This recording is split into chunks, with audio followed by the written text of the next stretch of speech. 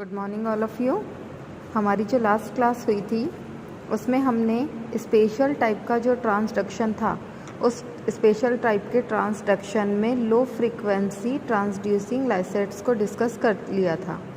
Next we are discussing about the topic high frequency transducing lysate या HFT। ठीक है, ये किसका पार्ट है? ये हमारा स्पेशल टाइप का जो ट्रांसडक्शन का प्रोसेस है, ये उसका सेकंड पार्ट हम डिस्कस कर रहे हैं।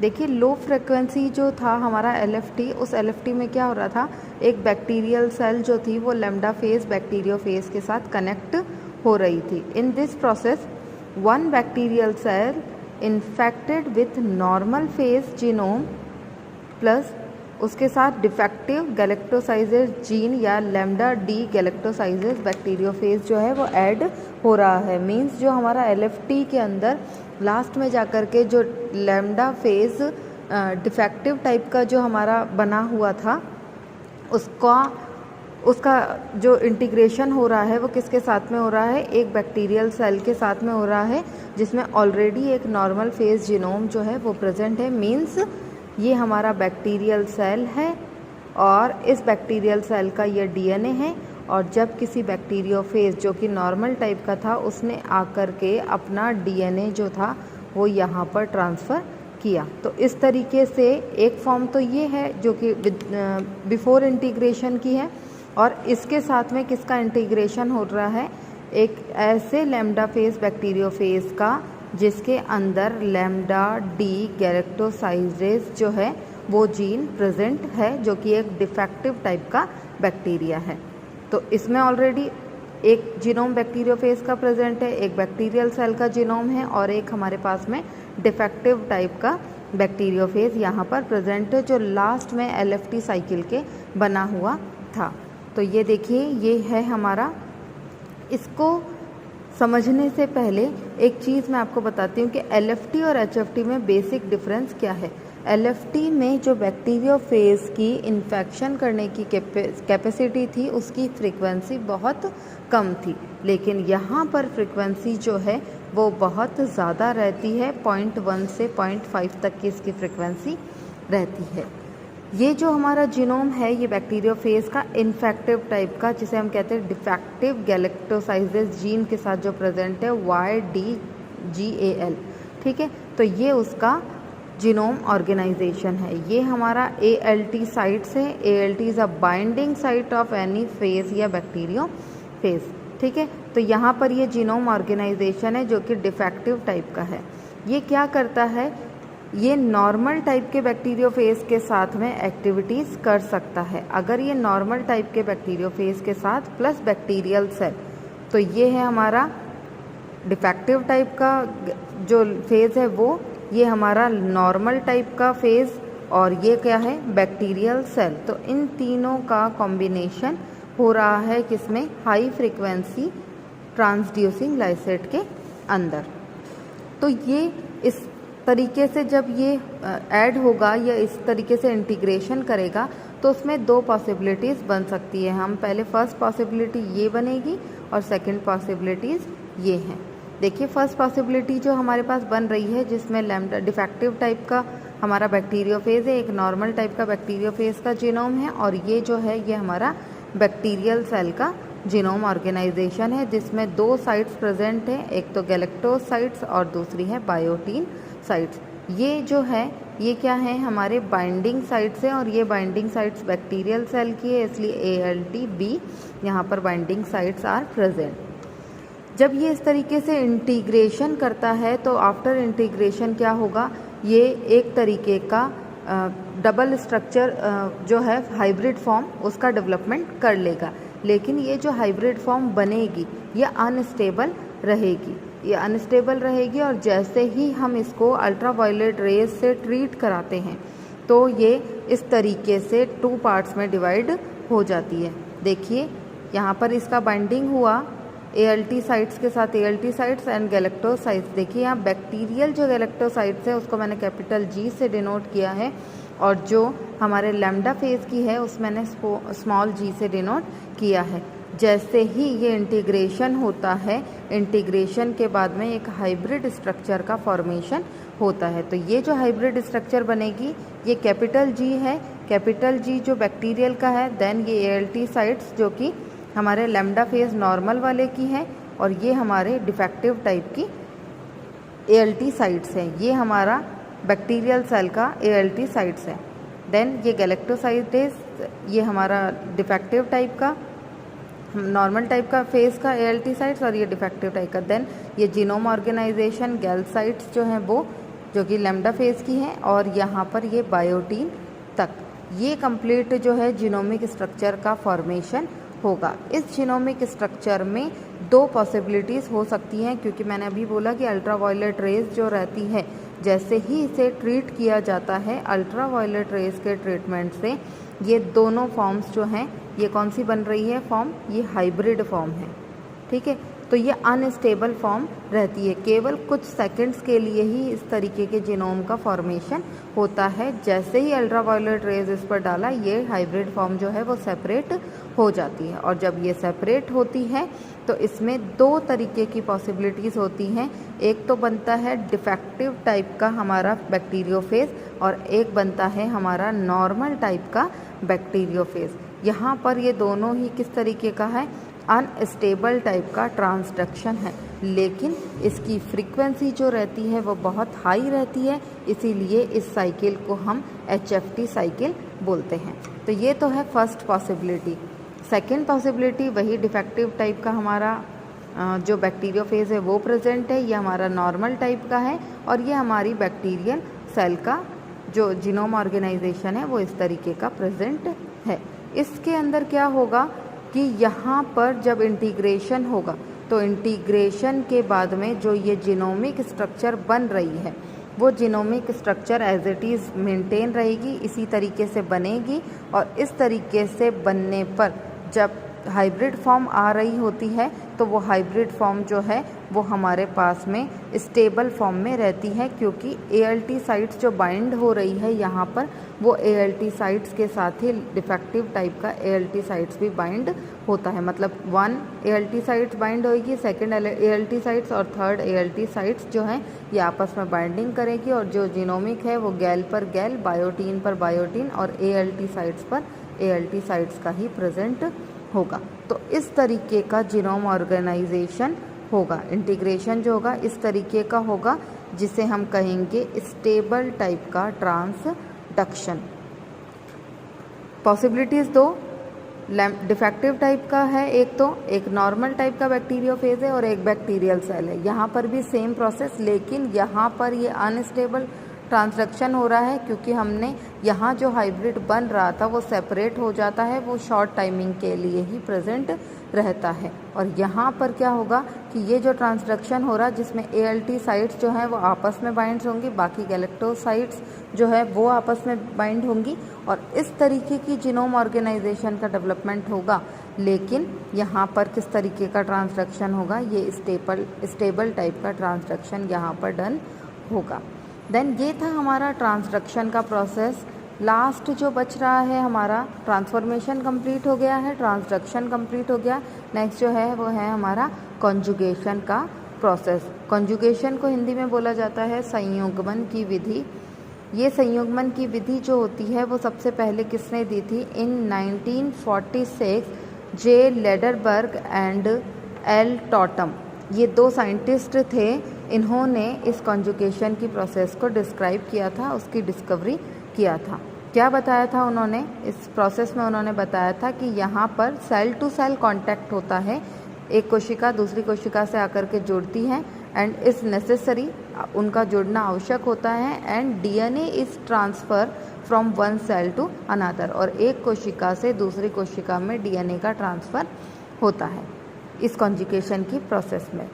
सेकंड उन्होंने क्या बताया था कि जो डोनर सेल होती है, donor cell have a capability to specialized surface और अपेंडेजेस कॉल्ड F पिलाई और F फैक्टर। F यहाँ जो डिनोट कर रहे हैं हम, वो फर्टाइल के लिए शो कर रहे हैं, फर्टिलिटी को शो कर रहा है। ये F फैक्टर जो प्रेजेंट होता है ये फर्टिलिटी फैक्टर है, और ये फर्टिलिटी फैक्टर जो है वो किसी भी बैक्टीरियल सेल यानी होस्ट या डोनर दोनों में प्रेजेंट होती है। ज़्यादातर केसेस में ये डोनर सेल के अंदर प्रेजेंट होता है फर्टिलिटी फैक्टर।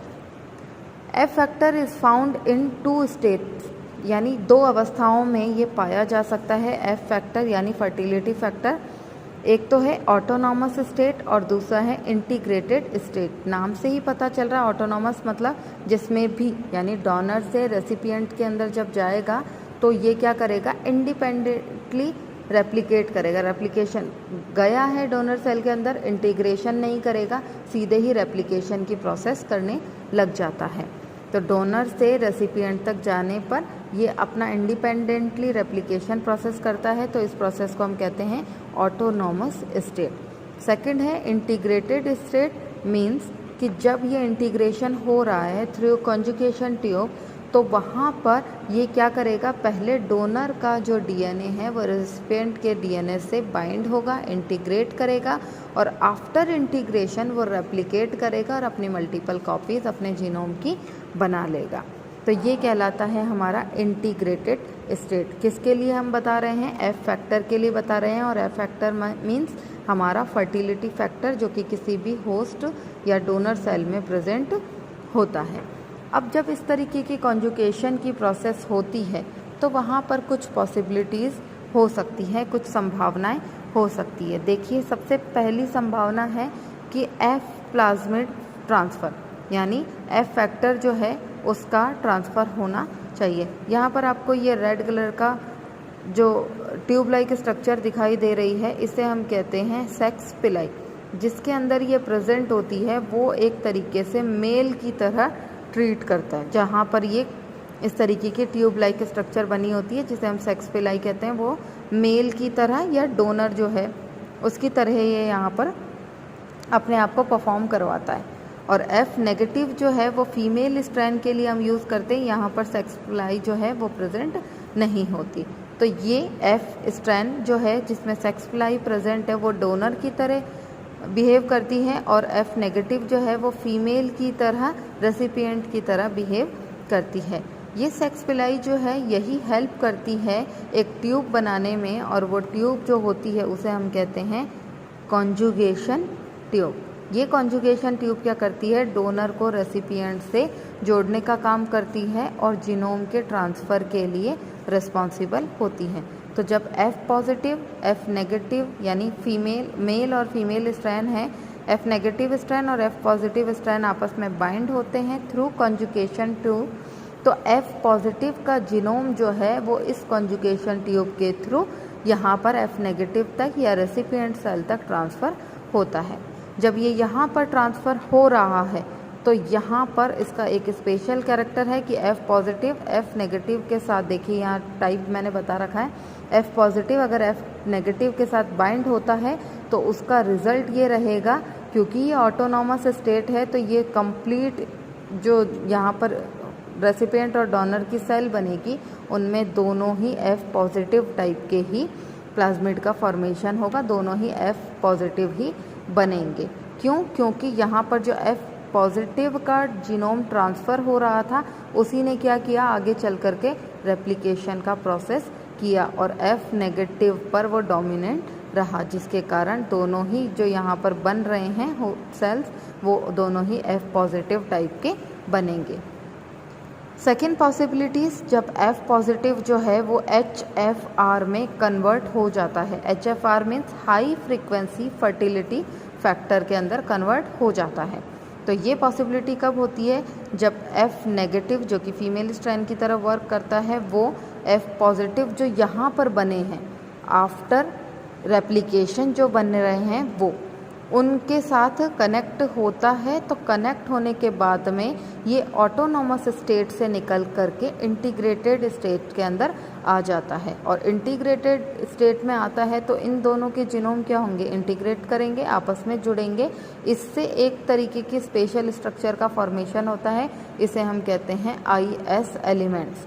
ठीक है, तो ये इंटीग्रेशन करेंगे और आफ्टर इंटीग्रेशन ये एफ नेगेटिव और पॉजिटिव स्ट्रैंड जो हैं वो HFR में कन्वर्ट हो जाते हैं, मींस एफ फैक्टर का ट्रांसफ़र हो जाता है और वो किस में बदल गया है, HFR के अंदर, हाई फ्रिक्वेंसी के अंदर बदल गया है।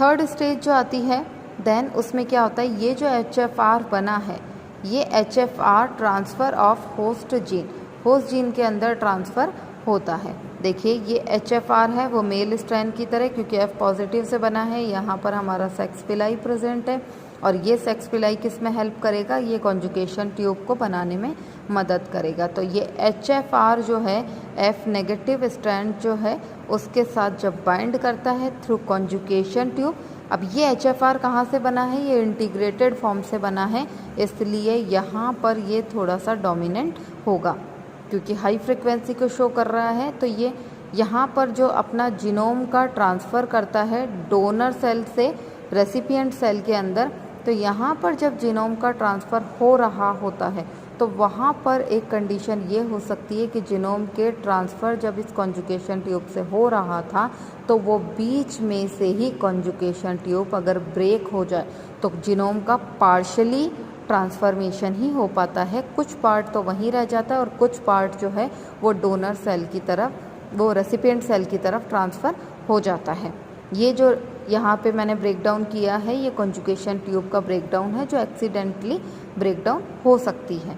तो यहाँ पर जीनोम का पार्शली यहाँ पर ट्रांसफ़र हुआ है। जैसे ही जीनोम यहाँ पर पार्शली इस तरीके से ट्रांसफ़र होता है, ये क्या करेगा, रेप्लिकेशन की प्रोसेस करेगा और पेयरिंग करना स्टार्ट कर देगा रेसिपिएंट सेल के साथ में। तो यहाँ पर दो पॉसिबिलिटीज़ हो सकती है, एक तो F पॉजिटिव टाइप के स्ट्रैंड का बनेगा क्योंकि HFR में से F फैक्टर का ट्रांसफ़र यहाँ पर पार्शली हो चुका है और उसके साथ में जो डोनर है उसमें इंटीग्रेटेड फॉर्म के साथ में डोनर और रेसिपिएंट दोनों के DNA प्रेजेंट है, इसीलिए इसे हम क्या कहेंगे, रिकॉम्बिनेंट DNA। यहाँ पर पॉसिबिलिटीज़ के साथ में हमारे जो टाइप्स हैं और वो रिज़ल्ट क्या रहेंगे हम उस पर बात कर लेते हैं। देखिए F पॉजिटिव जब F नेगेटिव स्ट्रैंड से बाइंड होता है तो उसका रिज़ल्ट क्या रहता है कि दोनों ही वो F पॉजिटिव होंगे क्योंकि F फैक्टर क्या करेगा, रेप्लिकेट कर लेगा। सेकेंड पॉसिबिलिटी जब F पॉजिटिव F नेगेटिव के साथ बाइंड होता है, लेकिन ये जो बाइंडिंग हो रही है ये रिज़ल्ट में जो F पॉजिटिव मिला है उसके साथ हो रही है, तो क्या बनेगा, F पॉजिटिव बनेगा और HFR का फॉर्मेशन होगा। ये मैंने आपको बताया है कि HFR यहाँ पर फॉर्मेशन हो रहा है। देन ये HFR क्या करेगा, अपने F फैक्टर जो हैं उसका ट्रांसफ़र कर देता है। जैसे ही F फैक्टर निकलता है तो वो जो स्ट्रैंड बनेगा, जो सेल बनेगी वो F नेगेटिव टाइप की सेल होगी और वर्क करेगी किसकी तरह, फीमेल की तरह। उसके बाद में जो नेक्स्ट लास्ट बन रहा है HFR क्या करेगा, F नेगेटिव के साथ बाइंड होता है। बाइंड होने के बाद F फैक्टर को तो ये ट्रांसफ़र कर देता है। F फैक्टर के ट्रांसफ़र होने से एक तो रिकॉम्बिनेंट टाइप का F पॉजिटिव बनता है और दूसरा HFR बनता है, क्योंकि मैंने अभी आपको बताया कि ये क्या था, पार्शियली ट्रांसफ़र था। अगर ये कंप्लीट ट्रांसफ़र होता तो ये केवल F पॉजिटिव ही बनता, ये पार्शियली था इसलिए HFR बना है और F पॉजिटिव का ट्रांसफ़र यहाँ पर हुआ है। तो ये प्रोसेस किसकी थी, ये कॉन्जुगेशन की प्रोसेस थी। नेक्स्ट टॉपिक को हम कल की क्लास में कंटिन्यू करेंगे।